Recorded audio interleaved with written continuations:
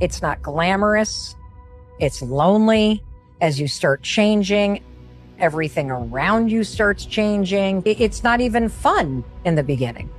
And so you'd either have to have an incredible amount of hope or a ridiculous amount of inspiration and delusion, or you have to be in so much pain that the alternative to continuing this pain that you're in is to try something different because it's the only thing that might be slightly less painful than what you're doing. Things that I've learned over time is that almost all truly exceptional and mentally strong people have been through hell. It's very few that put themselves through hell when life is great. It's just not usually the case. Reminder that if you want to be exceptional, you're going to be different from everyone else. That's what makes you exceptional. You can't fit in and also be exceptional. Both have discomfort.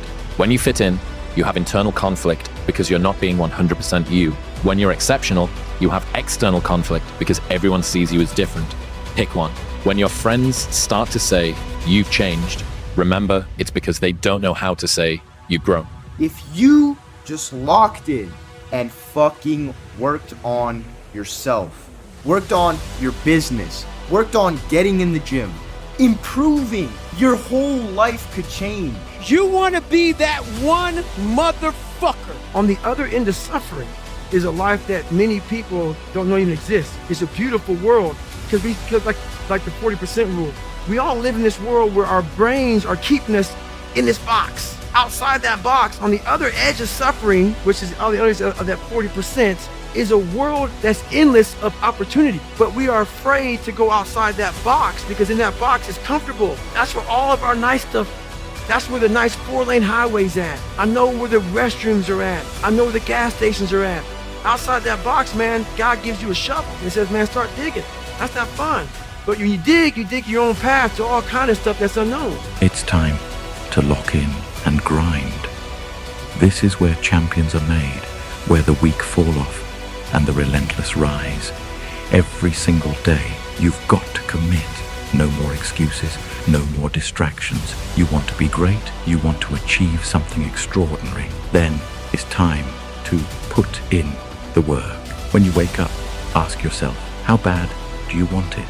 Because the world isn't going to give you anything for free. You have to take it. You have to earn it. When you're tired, when you're hurting, when everyone else is quitting, that's when you dig deeper. That's when you find out what you're really made of. Lock in on your goals. Visualize them.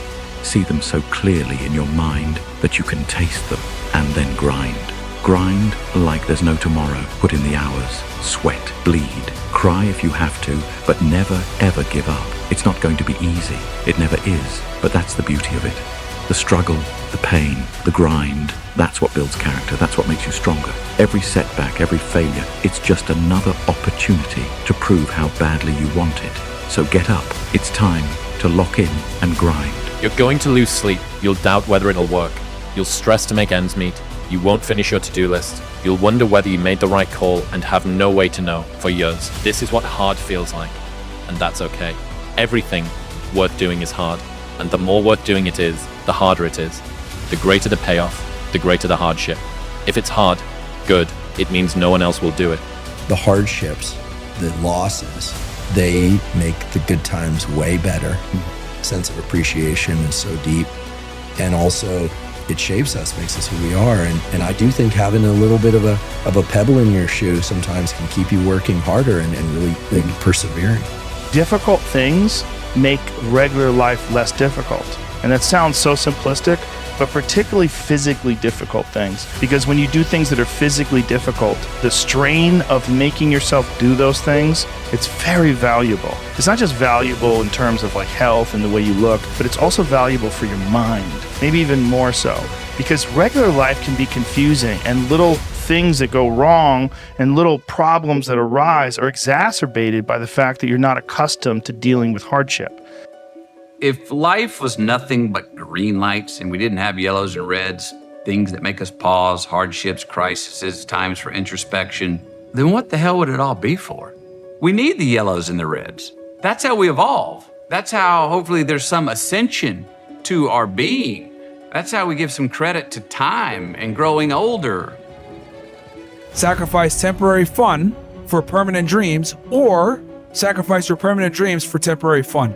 And the reality is a lot of you guys are willing to sacrifice your permanent dreams for some temporary fun. Yeah. And that temporary fun is never going to get you fucking anywhere. The most important thing is this: to be able at any moment to sacrifice what you are for what you will become. I don't do well in math. You're right. You ain't never studied. I'm not good in writing because you have never written before. But I dare you to fail in writing for a whole year to see if you can get to the end. I dare you to fail. I dare you to take that same class over and over again. I dare you to stop dropping classes like you soft. You have to sacrifice. Greater the sacrifice, greater the reward. This is so true. And when you do these things, you'll start seeing that, well, I used to do this. And when you go out and you don't do it anymore, it's very, very clear that you've made the right decision. But you'll start getting away from people that are negative. You only want to be around positive. You'll start like not wasting your time on things that aren't productive, and you will start taking your time and energy and putting it into things that you enjoy doing that are productive for yourself.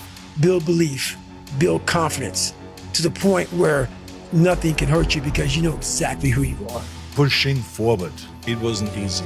I mean, there were moments where I felt like we were pushing an impossible weight up that giant mountain. And we fell back down several times. People thought that I was a crazy freak. I'm always hungry for more. I want more. And I think all of you want more. And of course, I've always believed in setting goals really high. I always like to set goals so high that the naysayers always say it's impossible. Yes, everything is always impossible until someone does it. We can do the impossible. Let's get started. Do what you can, knock it out. Build up extra free time. If you need a break, take a break. Do what you can. If you need a break, take a break. If you need a little relaxation, take some relaxation. Yeah. Don't waste your time though. People do relaxing, but they don't even do it good. They don't even feel relaxed when they get done. What they did is they did something stupid for an hour. They watched YouTube videos for an hour. Did that help you? No. Go outside, go for a run, do some burpees, go surfing, go do some jiu-jitsu, whatever. Do something that actually has some value. Always a forward, up, don't look back, not even for a boost. Like if someone's trying to boost you, you're focused, you're laser focused. But ironically in life, it's all about moving forward. I had to invent a guy. I had to invent a guy that can take any pain, any suffering, any kind of judgment, be called whatever the fuck in the world and be able to stand in the fucking room and say, go fuck yourself. And this thing that people do where they avoid discomfort, it sounds ridiculous, but it just creates more discomfort. You don't realize that in embracing discomfort and forcing yourself to do something very uncomfortable that you can control, you are eliminating another form of discomfort. Anything that was fucking horrible in my life that I normally say no, I had to go do it. I just cracked one day and I was like, fuck happiness. Because it felt so out of reach that I was like, just fuck it. I'm not even gonna shoot for it. I'm just gonna do stuff. And that's all I'm gonna do.